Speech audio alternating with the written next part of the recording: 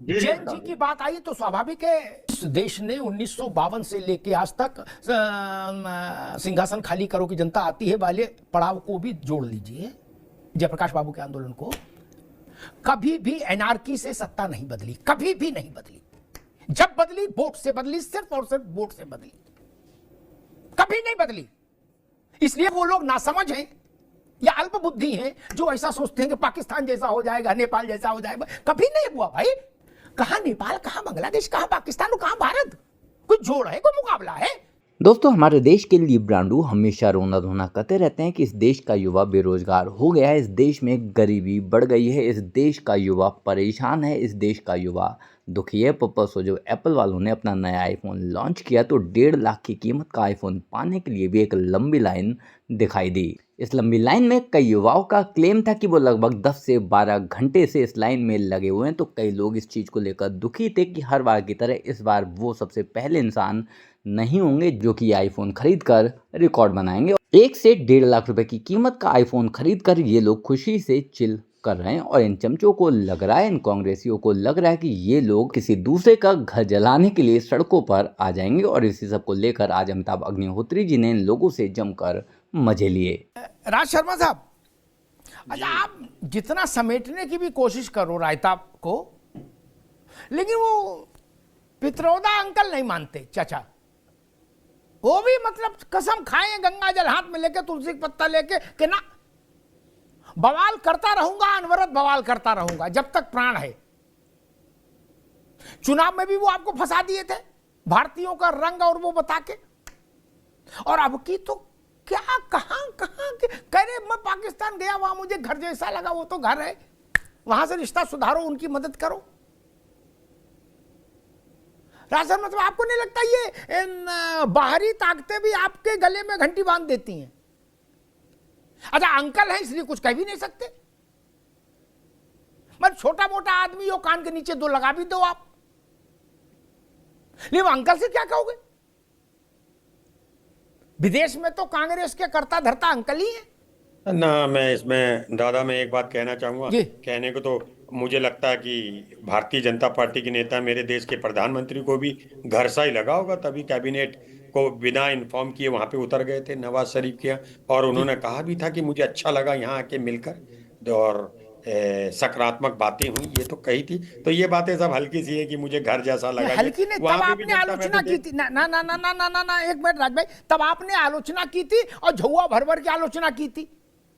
इसका मतलब आपको वो ठीक नहीं लगा? एक मिनट रुक जाओ, एक मिनट फिर पूरा बोलिए ना, एक मिनट रुक जाओ। इसका मतलब आपको ठीक नहीं लगा।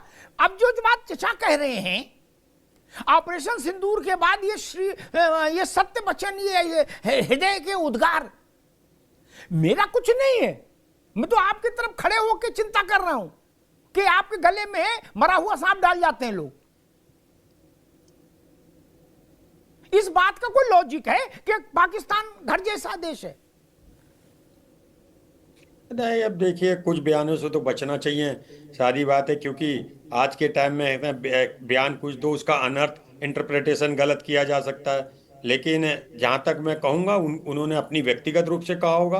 उन्होंने ये तो कहा नहीं कि कांग्रेस को अच्छा लगा। और उन्होंने एक बात कही, और ये बात तो अटल बिहारी वाजपेयी साहब भी कहते थे ये इतने बवाली हैं। चुनाव में आपको लगा पित्रोदा हरवा देगा, आपने उसको कहा कि हमने पित्रोदा निकाल दिया, हमारा कोई लेना देना नहीं। चुनाव बाद पित्रोदा फिर आ गए, लेकिन चुनाव में तो आप भी डर गए थे। आपको पित्रोदा के निकालने की चिट्ठी पब्लिक करनी पड़ी कि हमने पित्रोदा को हटा दिया। नहीं, चुनाव की एक बात होती है। देखिए, चुनाव में हर चीज को बड़ा फूक फूक पहले सोचना होता है, फिर बोलना होता है, और करना भी तभी होता है। मैं इस पे झूठ नहीं बोलूंगा कि मैं टीवी पे झूठ बोल दूं, और झूठ तो मैं तब नहीं बोलूंगा जब मेरे पास 2 बीजेपी के प्रवक्ता सामने बोल रहे हूं। मैं एक बात कहना चाहता हूं, अभी आप बात कह रहे थे, अभी हमारे हिंदुस्तान के जाने माने राजनीतिक विश्लेषक अरविंद भाई ने कहा कि परिवारवाद। भैया, मुझे तो समझ नहीं आता भाई। यार ये बताओ, हर कुश्ती संघ, क्रिकेट, आईसीसी, ये सब, यार ये क्या है? मैटर नहीं समझ आता है। आप रात भाई, अरविंद भाई, कसम से मेरे तो गले से नहीं उतरती बात। ये कौन है? ये अनुराग ठाकुर की क्या क्वालिटी है? उनका एक भाई है, क्रिकेट का बन गया। वो जेटली साहब, वो तो बेचारे स्वर्गीय हैं, उनका बेटा बन गया। ये लोग क्या है? राजनाथ सिंह क्या है, बताइए। भारत को इससे बहुत समस्या नहीं कि क्रिकेट संघ में और कुश्ती संघ में। अशोक गहलोत का बेटा क्रिकेट संघ का अध्यक्ष बना है, तो क्या उसको हटा दें? बाप के कारण बनता है, ठीक है, बन गया। मूल समस्या है प्रधानमंत्री का बेटा प्रधानमंत्री, मुख्यमंत्री का बेटा मुख्यमंत्री, ये समस्या है। अब कहां कहां है ये समस्या, ये अपने आप दिखती है, इसके लिए किसी को लालटेन लेने की जरूरत नहीं। ये विषय था नेताओं के बच्चों का विलासितापूर्ण जीवन और उनका भोला प्रदर्शन, नेपाल का सेकंड इशू था। और तीसरा, राजनीतिक लोगों के द्वारा अर्जित की गई अथाह संपत्ति। एक पूर्व प्रधानमंत्री घर में आग लगाई गई, राजभाई, बोरों में नोट और बोरों में सोना, उसके खिलाफ नेपाल में आग लगी। ये बात तो है, इससे तो इनकार नहीं कर सकते। जैन जी की बात आई तो स्वाभाविक है बीजेपी ने उसको नेपाल से जोड़ा और कहा कि राहुल गांधी कांग्रेस इंडिया गठबंधन भारत में बांग्लादेश, पाकिस्तान और नेपाल जैसी परिस्थितियां पैदा करना चाहता है और राहुल गांधी के विदेशों से विदेशी संपर्कों से नियंत्रित हो रहे हैं राहुल गांधी। और इसी बीच में पित्रोदा अंकल आ गए, मतलब थोड़ा बहुत ठंड रहती है वो उनने माचिस लगा दी और शाम होते होते जैन जी का परिणाम आ गया दिल्ली यूनिवर्सिटी में। कैसे देख रहे भाई सबको? दिल्ली के चुनाव को इसके बयान से जोड़ के देखना बिल्कुल ठीक नहीं। दिल्ली में नौजवान या तमाम विश्वविद्यालयों में जो चुनाव होते हैं, सरकार भाजपा जीत रही थी, इसके पहले तमाम चुनावों में दूसरे गठबंधन के साथी जीतते रहे। इलाहाबाद विश्वविद्यालय, बनारस हो, दिल्ली हो, जेएनयू हो, जहां भी, वो अलग विषय है। वो छात्रों के इशू पे विशेष रूप से केंद्रित होते हैं या जो संगठन ज्यादा मेहनत करता है स्वाभाविक उसका लाभ उसको मिलता है। इस देश ने 1952 से लेके आज तक सिंहासन खाली करो की जनता आती है वाले पड़ाव को भी जोड़ लीजिए, जयप्रकाश बाबू के आंदोलन को। कभी भी एनआरकी से सत्ता नहीं बदली, कभी भी नहीं बदली। जब बदली वोट से बदली, सिर्फ और सिर्फ वोट से बदली, कभी नहीं बदली। इसलिए वो लोग नासमझ हैं या अल्प बुद्धि हैं जो ऐसा सोचते हैं कि पाकिस्तान जैसा हो जाएगा, नेपाल जैसा हो जाएगा। कभी नहीं हुआ भाई, ये तथ्य ध्यान रखना चाहिए। भारत की तुलना जो लोग नेपाल, बांग्लादेश, इससे उससे ये इनसे करना चाहते हैं, वो लोग या तो भारत के मूल स्वरूप से अवगत नहीं है या उनके मन में कोई कुंठा है, मन में कोई निगेटिविटी है। कहां नेपाल, कहां बांग्लादेश, कहां पाकिस्तान और कहां भारत? कोई जोड़ है, कोई मुकाबला है? राजभाई की पार्टी के सारे बड़े नेता उत्तर प्रदेश में हारे, बाकी जगह भी हारे, उत्तर प्रदेश में तो सभी हार गए। इंदिरा जी हारी, संजय गांधी हारे। फिर भी चौराहे पर भीड़ ने ये नहीं कहा कि कांग्रेसियों घर चलो, नहीं कहा ना। ये भारत का करैक्टर ही नहीं है, मिजाज ही नहीं है। जिन्होंने 77 का चुनाव देखा है, रात में 2:45 बजे या 3:15 बजे के आसपास इंदिरा गांधी का डिक्लेयर हुआ कि वो हार गई चुनाव।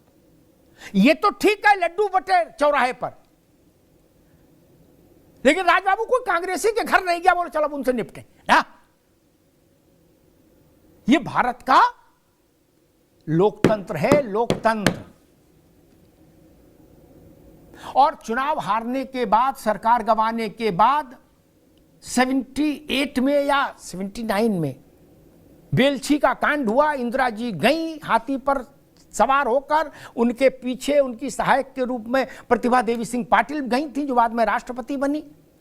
और जब लौटी है इंदिरा गांधी, धर्मेंद्र भाई ये बात भी समझना चाहिए, भारत समझ में आता है इस बात से, तो वो कदम कुआं गई जहां जयप्रकाश जी निवास कर रहे थे। जयप्रकाश जी ने उनको नाश्ता कराया, चाय पिलवाई,